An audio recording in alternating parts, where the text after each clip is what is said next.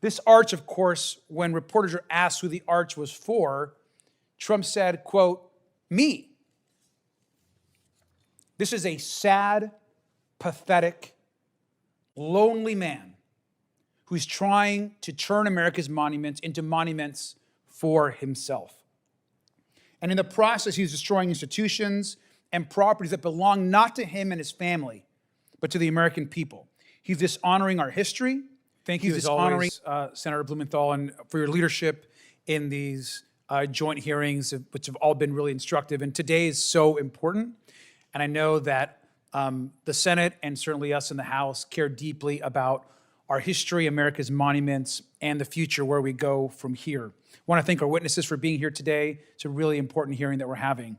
And we're here today to call out the disgusting vanity, incompetence, and corruption of President Donald Trump. The American people are struggling. The rent is too damn high. Grocery prices are up. Gas prices are up. Every American family is paying the costs of Trump's tariffs and economy. But the president doesn't care about working families. He claims affordability is a hoax. His only priority is himself and his family. And he is obsessed with weaponizing his office for profit, collecting over $2 billion in his first year in office alone. And his family is looting billions more from the American taxpayer. And today we're going to talk about his obsession with rebuilding DC as a monument to his own ego. Now, there is currently a $14 million renovation happening that's plagued by algae and a bottom that's chipping away and falling apart at the reflecting pool. This pool has been drained twice just in 3 months for repairs. Built so incompetently that they're trying to put an innocent man to jail to cover up their shoddy work, with contracts going to Donald Trump friends and donors. What a disgrace and completely shameful. And then, of course, there's the East Wing and the White House, demolished with barely any public notice or public process. To make way for what?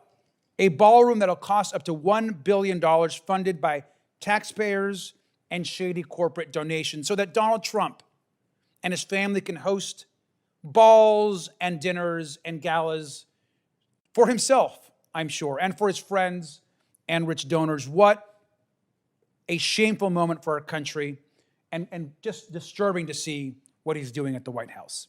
And we can't forget about the Kennedy Center. He not only tried to take over the board, of course, installing himself as chairman, but he placed his name on the building, turning a cultural institution, a memorial to a great man, a president, into some sort of warped vanity project to himself. Thank goodness for the courage of some and the courts in stopping these horrific and illegal and corrupt action.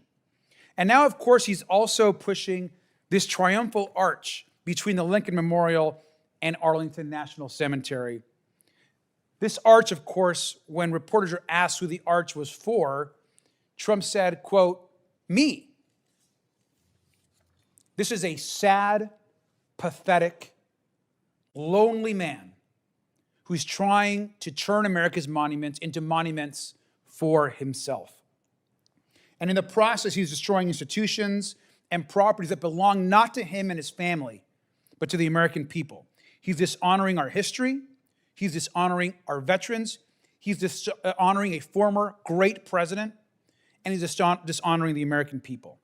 And of course, what's crazy is every single project is marked by corruption and actually incompetence. No bid contracts, as we know, unqualified companies, including campaign donors, and blatant violations of the law halted by the courts. Donald Trump claims to be the biggest, most successful builder of all time, but he can't even refurbish a pool. Trump also likes to talk about vandals in DC and crime in DC and all the vandalism that he sees wherever he goes. Well, the biggest vandal in Washington, DC is the President of the United States. He's corrupt, he's incompetent, He's ripping off the taxpayer. He's obsessed with himself and only himself. And he's willing to destroy important American institutions for his own grievances and his own vanity and narcissism. He literally destroyed the East Wing. He doesn't care about real priorities of the American public. Now, we are investigating all of this. And I thank our Senate partners in their incredible work and investigations on these issues. Now, we want the contracts. We want the documents, the communications, the payments, the paper trails. And we're going to find out who is profiting from these projects and find all the grift and the waste. And of course, what Donald Trump and the administration should know is that we're just getting started. And with that, Senator, I yield back. Thank you. Thanks, Representative Garcia, and thank you for your partnership in this effort. And we're going to be demanding the facts. We're going to want the evidence and documents, and we'll stop at nothing to get them. And together, we're going to make sure that we uncover this corruption because it has costs. Corruption has costs and consequences for everyday Americans. And nobody knows better the importance of getting the facts than my good friend, Senator Sheldon Whitehouse. I want to thank him for his leadership in battling the administration's grift and corruption. Particularly, I want to recognize the tremendous work he did just last week in bringing to light the new whistleblower allegations that the administration is once again performing shoddy work, cutting corners, and issuing no-bid contracts for millions of dollars at the Kennedy Center. Thank you for being here, Senator Whitehouse. Thank you, Ranking Members Blumenthal and Garcia, for convening us here today to discuss monumental waste. If you want to see monumental waste, look no further than the Kennedy Center. Beginning last summer, whistleblowers came to me with documents showing that after President Trump had declared himself chairman, his hand-picked leadership team let FIFA occupy the entire campus for 3 weeks for a grand total of $0. Zero.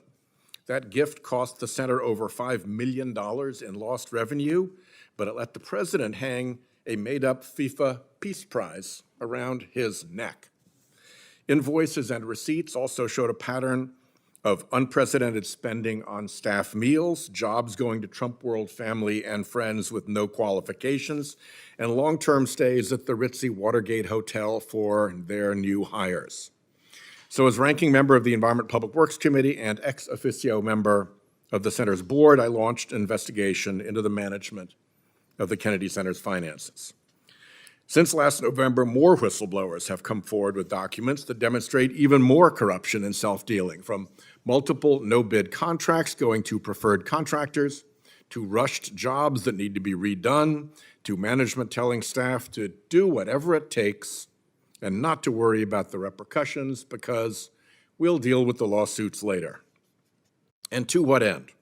All this waste occurred in the service of gratifying the president's monumental ego. That meant delivering for him 2 dates, December 5th, when he'd take to the stage to accept his phony baloney Peace Prize, and December 7th, when he'd take the stage again as the self-appointed host of the Kennedy Center Honors. The columns rusting through fresh paint, the reflecting pool that may now have to be rebuilt, Trump's name appearing on the building less than 12 hours after an illegal board vote. None of this is an accident. Everything was rushed to make sure the monuments looked the way the president wanted. And now Americans are left to foot the bill for the shoddy work itself and for the still needed repairs never properly done. My fellow ex officio member, Representative Joyce Beatty, is here. She filed the lawsuit that forced President Trump's name